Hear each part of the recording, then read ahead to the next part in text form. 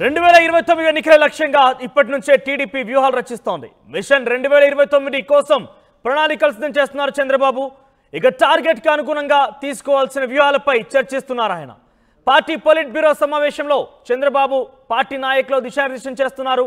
పార్టీని సంస్థాగతంగా బలోపేతం చేసే విషయంపై ఆయన నాయకుల నుంచి అభిప్రాయం సేకరిస్తున్నారు.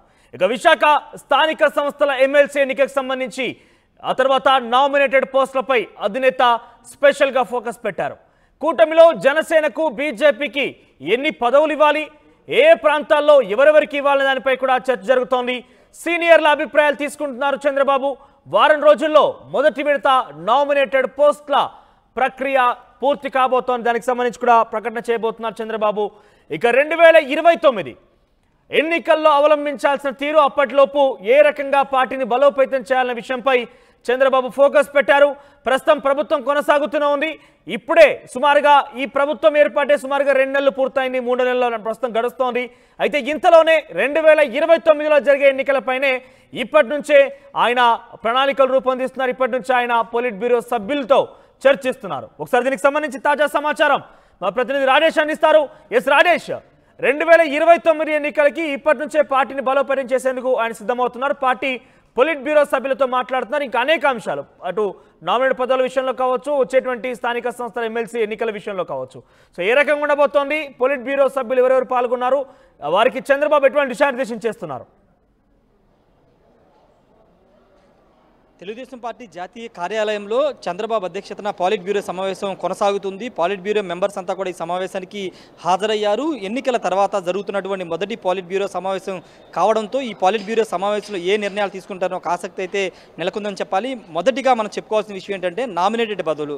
తెలుగుదేశం, జనసేన, బీజేపీ కూటమికి ఉన్న నేపథ్యంలో నామినేటెడ్ పదవులు ఎవరెవరికి ఇవ్వాలనే దానిపైన ఇప్పటికే ఒక అంచనా వచ్చినప్పటికీ, ఏ పార్టీకి ఎంత ఇవ్వాలనే దానిపైన ఒక నిర్ణయానికి వచ్చినప్పటికీ, ఎవరికి ఎంపిక చేయాలనే దానిపైన ఇంకా కసరత్తు పూర్తి చేయాల్సి ఉన్న నేపథ్యంలో ఇప్పుడు తెలుగుదేశం పార్టీ తరఫున నామినేటెడ్ పదవులు ఎవరెవరికి ఇవ్వాలి, కొన్ని కీలకమైనటువంటి పదవులు ఉన్నాయి. టీటీడీ చైర్మన్ కానీ, లేకపోతే కాపు కార్పొరేషన్ కానీ, లేకపోతే ఏపీ ఐఐసి చైర్మన్ సంబంధించి కానీ, లేకపోతే ఏపీ ఎండీసీ చైర్మన్, ఇలా ఆర్టీసీ చైర్మన్, ఇలా చాలా కీలక పదవులు ఉన్నాయి. ఆ పదవులకి ఎవరెవరిని ఎంపిక చేయాలి, జనసేన పార్టీకి ఏ పదవులు ఇవ్వాలి, బీజేపీకి ఏమి ఇవ్వాలి, వాళ్ళు ఏం అడుగుతున్నారు అనే అంశాలన్నిటి కూడా ఈరోజు పాలిట్ బ్యూరో సమావేశంలో చర్చ అయితే సాగుతుంది. ముఖ్యంగా పాలిట్ బ్యూరో సభ్యుల నుంచి చంద్రబాబు నాయుడు కూడా అభిప్రాయాలను తీసుకుంటున్నారు. పార్టీ కోసం కష్టపడిన వాళ్ళకే ప్రాధాన్యత అనేది చంద్రబాబు మొదటి నుంచి చెప్తున్నారు. 5 ఏళ్ల కాలంగా పార్టీని భుజాన మోసిన, పార్టీ జెండాను మోసిన వాళ్ళకి, పార్టీని కేసులు ఎదుర్కొని పార్టీ కోసం కష్టపడిన వారికి ప్రాధాన్యత ఇస్తామని చంద్రబాబు ఇప్పటికే చెప్పారు. జిల్లాల వారికి ఇప్పటికే ఆ ఫీడ్బ్యాక్ తీసుకుని అలాంటి వారిని ఎంపిక చేయాలని ఇప్పటికే చంద్రబాబు వాళ్ళకి సమాచారం ఇచ్చారు. ఈ నేపథ్యంలో ఎవరెవరు పార్టీ కోసం కష్టపడ్డారు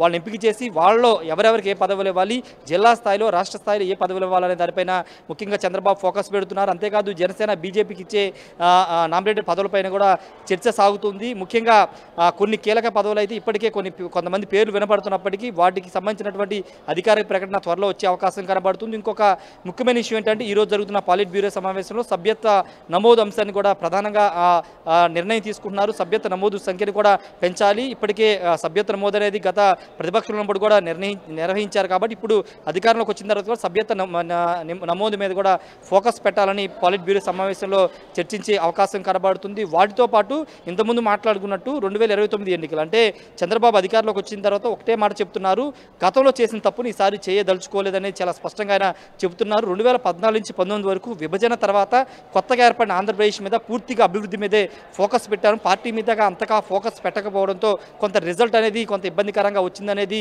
వాళ్ళు కూడా అంగీకరిస్తున్నారు. కాబట్టి ఇప్పుడు అలాంటి తప్పు జరగకోకుండా డే 1 నుంచి అధికారంలోకి వచ్చిన తర్వాత ప్రభుత్వం మీద ఎంత ఫోకస్ పెడతామో పార్టీ మీద కూడా అంతే ఫోకస్ పెట్టి సమాంతరంగా పార్టీని, ప్రభుత్వాన్ని బ్యాలెన్స్ చేసుకుంటూ ముందుకు వెళ్లాలనేది చంద్రబాబు ఆలోచన కనబడుతుంది. ఎక్కడా కూడా పార్టీని బలహీనపరిచే విధంగా, పార్టీని విస్మరించే విధంగా అభ్యర్థి ప్రకటించే అవకాశం కనబడుతోందా? అంటే నిర్ణయం అయితే తీసుకునే అవకాశం ఉంది కానీ అధికారికంగా 3 పార్టీలతో నిర్ణయించిన తర్వాత మాత్రం దీన్ని ప్రకటించే అవకాశం కనబడుతుంది. ఇప్పటికే ఆ 2 పార్టీలు బీజేపీ, జనసేనతో కూడా వాళ్ళతో మాట్లాడారు. ఇంకా ఇప్పుడు పాలిట్ బ్యూరో సమావేశంలో కూడా ఎవరిని అభ్యర్థిగా పెట్టాలి, ఎవరు రేసులో ఉన్నారు, వాళ్ళ బ్యాక్గ్రౌండ్, వాళ్ళని పెడితే ఏ విధంగా ఉంటుంది, గెలుపు అవకాశాలు ఏ విధంగా ఉంటాయి అంశాలు మాత్రం పాలిట్ బ్యూరోలో చర్చిస్తున్నారు. చర్చించిన తర్వాత ఒక అభిప్రాయానికి వచ్చిన తర్వాత పవన్ కళ్యాణ్తో, బీజేపీ పెద్దలతో మాట్లాడిన తర్వాత అధికారికంగా అభ్యర్థి పేరు ప్రకటించే అవకాశం అయితే కనబడుతుంది.